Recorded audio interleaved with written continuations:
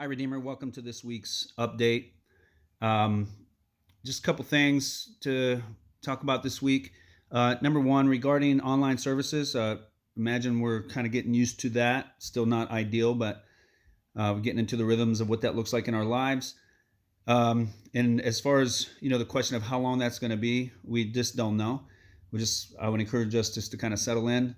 I can't imagine that we'd be able to worship together in large groups for at least a month or two. So I'm gonna figure this out and settle in. So we'll keep you posted as those things develop and change as the government starts to open things up and just keep in mind that there's at least two factors at play here. There's one, what's allowed, and then what people are comfortable with.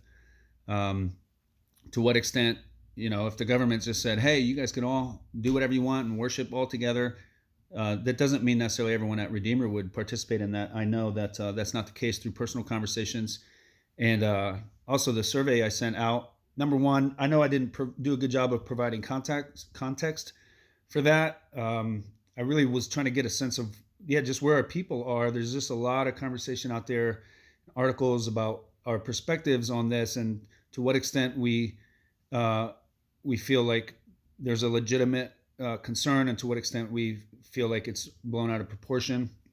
So this is my heart behind that, and I want to. And basically, part of what came through is that there is a spread in our church. There's a difference of opinion, and for different reasons of how we perceive this thing. And the question number 9, I think, which was, I'm nervous about gathering in large groups again. At least a third of our church answered yes to that. And even in conversations that I've had, I was on a Zoom call yesterday with 3 others, and I just asked them, like, if we had services available to us, would you attend? And one said no. One said, not sure. And those are both because of health considerations, people that they're connected to who are immunocompromised, and then one said yes. And so there's just a difference there. And so I just want to encourage us in 2 things. Number one, I know we can get pretty convicted about the things that we believe in terms of particularly this coronavirus issue and the government's role, the media's role, all this stuff. I just want to encourage us to love one another, be humble, grant each other the benefit of the doubt. Some people are not maybe thinking through things and being quick on both sides. But also, I think as believers, and especially as a local church who we've been doing community together, we grant each other the benefit of the doubt in terms of our intentions and things like that. So just love one another. And also, like I said in the past, is we just don't ultimately know. There's I'm not at the table. I have hunches, things I read, this and that, but I don't know. I don't actually know. And so there needs to be a sense of humility. Hey, here's what I think. Here's the best I can best conclusion I can come to based on what I'm seeing. But God knows. So love and humility through all these things. Um, a couple other things. If you have needs, that you're either financial or there's just particular ways that the body can help you, ways that this shutdown has affected you, affected your mobility, affected your ability to pay bills, affected your, do you need help learning how to homeschool, all kinds of things. So we just want to know.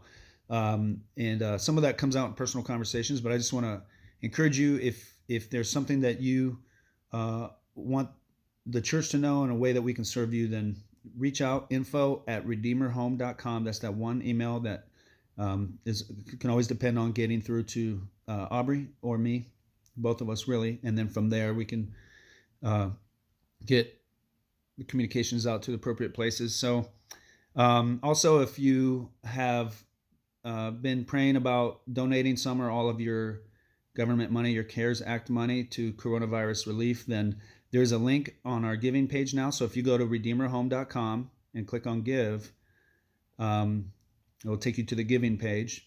And there's different options. Well, the first option that you can click on there takes you to our online giving portal. And then there's a drop-down box. So some of you have been using that. You're familiar with that. Well, there's now an option to designate a gift for the coronavirus relief. So that's available there for you. And the other thing, we'll continue sending links and for sermons and things like that and prayer team. But I just want to encourage us to know that those are the same every week.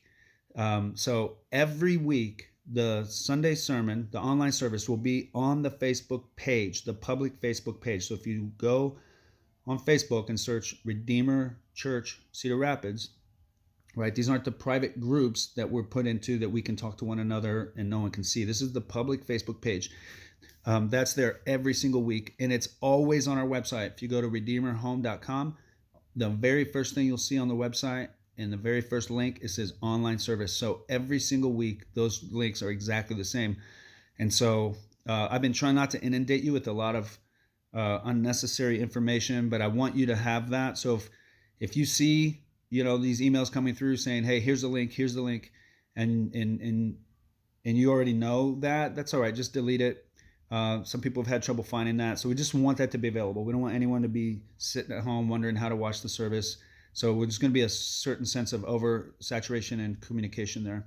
So as far as prayer team as well, after service prayer, it's really just going to be the same link. I will talk with Glenn and Michael about that today. We don't need new Zoom links every week. We'll provide those for you in an email. We'll provide those for you in a weekly text. It's going to be the same link. So you can even just save that right on your favorites bar, and you know that it's going to be there. So sometimes the watch party, as I was participating in the watch party yesterday, I saw people having lag issues and buffering issues, and that's not our fault. That's on the Facebook side. They probably just have so much traffic going on right now that they can't keep up. So if that happens and you find that that's not a helpful way to watch, you could just go to our website and watch the online service. Now, of course, you won't have the ability. You're not watching with others. You can't comment together and all that. But it's there as a backup in case the Facebook thing isn't going well. So that's it. Feel free to reach out to me or any of the pastors with anything, any needs, any questions, encouragements, and things like that. Things that we're maybe not considering that you would want to hear about. And we want to do our best to stay in contact with you during this time, and through phone calls, through Zoom, whatever means is available to us. So love you guys. Thanks for tuning in. See ya.